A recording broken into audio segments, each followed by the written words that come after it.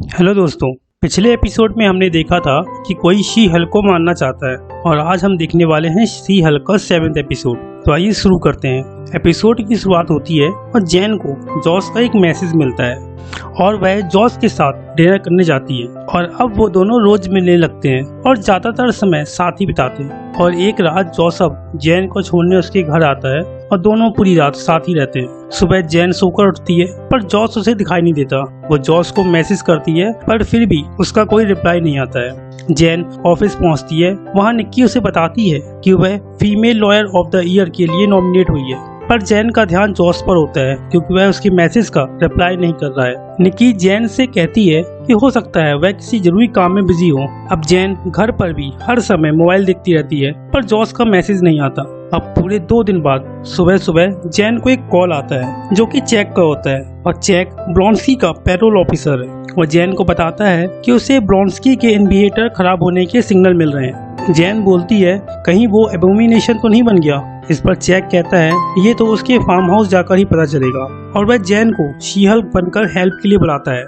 अब जैन अपनी कार से निकल जाती है और रास्ते में जॉस के मैसेज चेक करती है पर उसका कोई रिप्लाई नहीं आता। अब वह ब्रॉन्स्की फार्म हाउस पहुंच जाती है। वहां गेट पर चेक भी होता है और दोनों वहां पहुंचकर ब्रॉन्स्की को बुलाते हैं। चैक जैन से कहता है कि वह शी हल्क बन जाए क्योंकि उसे डर लग रहा है कि ब्रॉन्स्की कहीं एबोमिनेशन ना बन गया हो। अब वे अंदर जाते हैं। वहाँ ब्रॉन्स्की होता है। चैक उसका इन्वर्टर चेक करता है जो कि खराब हो गया था और वह उसे ठीक कर देता है। अब चैक यहाँ से चला जाता है और जैन ब्रॉन्स्की से कहती है कि उसे कुछ भी ऐसा नहीं करना चाहिए जिससे उसे वापस जेल जाना पड़े। तभी 2 लोग लड़ते हुए वहाँ आते हैं और उसमें से एक अजीब सा दिखने वाला आदमी दूसरे को जैन की कार के ऊपर फेंक देता है। अब जैन हल्क भरकर उसे उठाकर फेंक देती है। वो बताता है कि उसका नाम मैन बुल है और एक लैब एक्सपेरिमेंट की वजह से वो ऐसा बन गया है और दूसरा इसका साथी है और इसका नाम एल एगुला है और वो दोनों इस जगह पर अपने गुस्से पर कंट्रोल करना सीख रहे हैं। जैन को गुस्सा आता है क्योंकि उसकी कार खराब हो गई है। मैनवुल उसकी कार को सर्विसिंग के लिए ले जाता है। अब ब्रॉन्स्की अपना फार्म हाउस जैन को दिखाता है और कहता है कि जब तक कार बनकर आती है वह उसे मेडिटेशन सिखा सकता है, पर जैन कहती है उसे केवल मोबाइल का सिग्नल चाहिए या फिर यहाँ कहीं वाईफाई। ब्रॉन्स्की कहता है कि यहाँ वाईफाई नहीं है और यहाँ से चला जाता है और जैन अपना मोबाइल चेक करती रहती है और उसे जॉस के मैसेज का इंतजार है और उसे कहीं भी सिग्नल नहीं मिलता। अब उसे एक लकड़ी की झोपड़ी दिखाई देती है और वो उसके अंदर चली जाती है और जैसे ही उसे सिग्नल मिलता है वो देखती है ब्रॉन्स्की कुछ अजीब सी लोगों के साथ बैठा है जिसमें 2 तो मैनबुल और वही एगुला था। तरफ बाकी के 2 लोग जिसमें एक पोर्क्यूपाइन और दूसरा सरासिन है जो खुद को वैम्पायर समझता है। असल में ब्रॉन्स्की उन सबको रोज एक सेशन करवाता है जिसमें वो लोग मेडिटेशन करते हैं और कई मुद्दों में बातचीत करते हैं और आज भी वो लोग किसी टॉपिक पर बात कर रहे होते हैं। तभी वहाँ वो आदमी आता है जिसने जैन पर हमला किया था और उसे मारने की कोशिश की थी। जैन ये देखकर चौंक जाती है और शी हल्क बनकर उस आदमी को मारने लगती है। ब्रॉन्स्की जैन से शांत रहने के लिए कहता है और उससे कहता है कि वह कुर्सी पर चुपचाप बैठ जाए और हम आपस में बात करके उस मुद्दे को सुलझा सकते हैं। वह आदमी भी कहता है कि वह बात करना चाहता है और अब जैन शांत हो जाती है और वो आदमी कहता है कि वह अपनी गलती के लिए शर्मिंदा है और वह जैन से माफी मांगता है। ब्रॉन्स्की कहता है कि यहाँ सभी अपने अपने मन की बात करते हैं और बोझ कम करते हैं। वह जैन से कहता है कि उसे भी अपने मन की बात कहनी चाहिए, पर जैन का ध्यान अभी भी फोन पर ही होता है। पर ब्रॉन्स्की के कहने पर वो सबको जॉस के बारे में बताने लगती है। वो सभी को बता देती है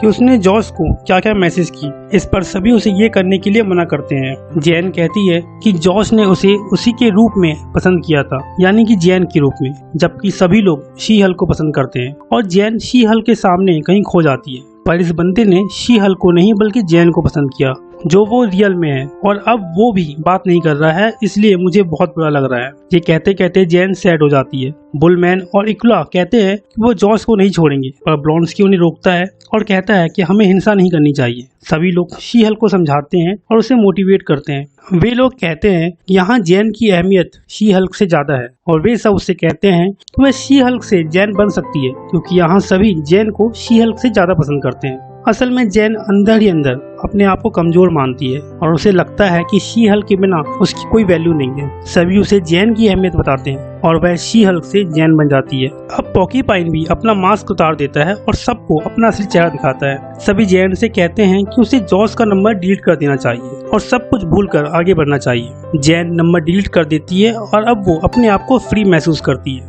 अब सभी जैन को विदा करते हैं और वो घर वापस जाने लगती है। अब हमें दिखाया जाता है कि 3 दिन पहले जैन और जॉश के बीच क्या हुआ था। जैन जॉश को अपने रूम में ले जाती है और रात को जॉश जैन के मोबाइल का सारा डेटा अपने मोबाइल में ट्रांसफर कर लेता है। वो जैन की फोटो खींचता है और ये सारा डेटा और फोटो एक ग्रुप में भेजता है और इस ग्रुप का नाम है हल्क किंग। और यहीं पे ये एपिसोड खत्म हो जाता है और हमें पता चलता है कि जॉश ने जानबूझकर जैन से नजदीकी बढ़ाई थी और ये उसी ग्रुप का हिस्सा है जो जैन को मारना चाहता है। दोस्तों, अब आगे की कहानी बहुत इंटरेस्टिंग होने वाली है, तो हमसे जुड़े रहने के लिए हमारे चैनल को सब्सक्राइब जरूर करें। मिलते हैं अगले एपिसोड।